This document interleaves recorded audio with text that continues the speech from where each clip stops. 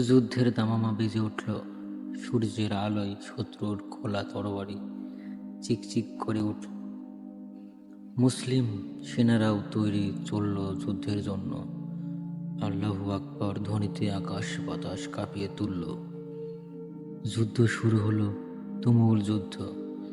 মুসলমানরা লড়ছে ন্যায় প্রতিষ্ঠার জন্য, মিথ্যার অভিশাপকে দূরীভূত করার জন্য। রাজ্য জয়ের কোনো লিপসা, সম্পদ আহরণের কোনো লোভ তাদের নেই। মুসলমানরা জান প্রাণ দিয়ে লড়ছে সত্য মিথ্যা। এই যুদ্ধে তাদের জয়ী হতেই হবে। উভয় দলের যুদ্ধ চলছে পুরোদমে। এরই মধ্যে একটা ঘটনা ঘটে গেল। কোথা থেকে এক তীর এসে বিঁধল হযরত আলী রাদিয়াল্লাহু তাআলা আনহুর পায়ে। ক্ষত স্থান দিয়ে দরদর করে রক্ত বের হতে লাগল। তীরটি বিষাক্ত। অসহ্য যন্ত্রণায় হযরত আলী রাদিয়াল্লাহু তাআলা আনহু চিৎকার করে উঠলেন। দূর থেকে সঙ্গী সাথীরাও হযরত আলী রাদিয়াল্লাহু তাআলা আনহুর এই অবস্থা দেখলেন। তারা ছুটে এলেন হযরত আলী রাদিয়াল্লাহু তাআলা আনহুর কাছে। কিন্তু কার সাধ্য আছে পা থেকে তীর টেনে বের করে? যন্ত্রণায় তিনি ছটফট করছেন। পায়ে একটু হাত লাগতেই শিউরে উঠে যন্ত্রণায়। ওহ আহ চিৎকার করে ওঠেন। সাহাবাগণ পড়ে গেলেন মহা সমস্যায়। এখন তারা কি করবেন? তীর বের না করলে রক্ত বন্ধ হবে না, ব্যথাও যাবে না। এদিকে তার যন্ত্রণা দেখে কেউ তীর বের করতেও সাহস পেল না। মহানবী হযরত মুহাম্মদ সাল্লাল্লাহু আলাইহি সাল্লাম ওইখানে উপস্থিত ছিল। তিনি সবকিছুই দেখছিলেন। তিনি বুঝলেন এভাবে পা থেকে তীর বের করা যাবে না। তিনি কয়েকজন সাহাবাকে ডাকলেন। একটু দূরে নিয়ে আস্তে আস্তে বলল, নামাজের সময় হোক, নামাজে দাঁড়ালেই তোমরা তীরটা বের করে নেবে। সাহাবাগণ রাসূলের পরামর্শ মেনে নিলেন। সবাই চলে গেলেন যার যার কাজে। নামাজের সময় হলো, সবাই চলল নামাজের জন্য। হযরত আলী রাদিয়াল্লাহু তাআলাও বসে নেই। মুয়াজ্জিনের আজানের ধ্বনি শোনার সাথে সাথেই তিনি ব্যস্ত হয়ে পড়লেন, ভুলে গেলেন সমস্ত ব্যথার কথা। এখনই জামাত শুরু হবে। হযরত আলী রাদিয়াল্লাহু তাআলা আনহু তৈরি হয়ে চললেন। অন্যরাও সাহাবীর সাথে একই কাতারে নামাজের শামিল হবেন।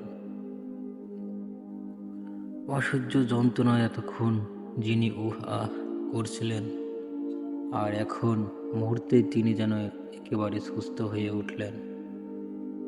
নামাজের প্রতি হযরত আলী রাদিয়াল্লাহু তাআলার আকর্ষণ এতটাই ছিল প্রবল, নামাজের সময় তিনি যেন একেবারে অন্য জগতের মানুষ হয়ে যেতেন। ভুলে যেতেন সমস্ত দুঃখ কষ্ট জ্বালা যন্ত্রণার কথা, দুনিয়ার কথাও। সবাই নামাজ পড়ছেন, শুধুমাত্র কয়েকজন সাহাবারা দাঁড়িয়ে রয়েছে পিছনে। তাদের মনে তখন অস্থির চঞ্চল, ডর ভয়ও রয়েছে যথেষ্ট, কিন্তু উপায় নেই। এই সুযোগেই তীর বের করে নিতে হবে। একজন সাহাবারা ধীরে ধীরে পায়ে এগিয়ে গেলেন আলী রাদিয়াল্লাহু তাআলার দিকে। বেশ শক্তভাবে তীরটা পায়ে বিঁধেছে। আস্তে ধীরে টান দিলেই চলবে না। তীরের মাথায় ধরে সাহাবী সজোরে মারলেন এক টান। টানের চোটে পায়ের মাংস ছিঁড়ে বেরিয়ে এলো। ফিনকি দিয়ে ছুটল আবারও তাজা রক্ত।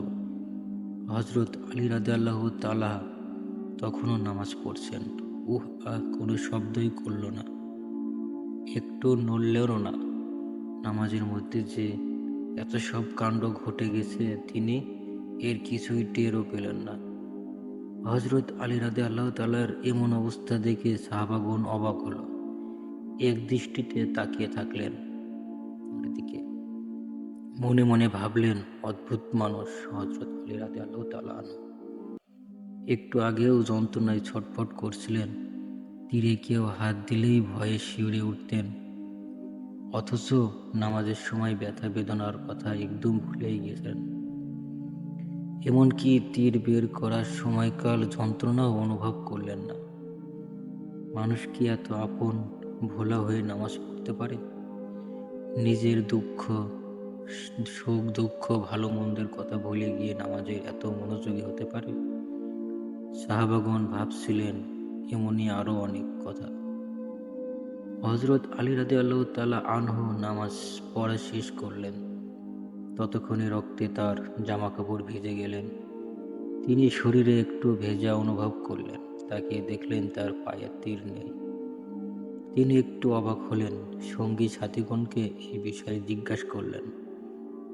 সাহাবাগণ বললেন, নামাজের সময় আপনার পা থেকে তীর বের করে নেওয়া হয়েছে। তখন তার মুখে হাসি রেখা ফুটে উঠলেন। ঘটনার দেখে আপনারা কি বুঝলেন?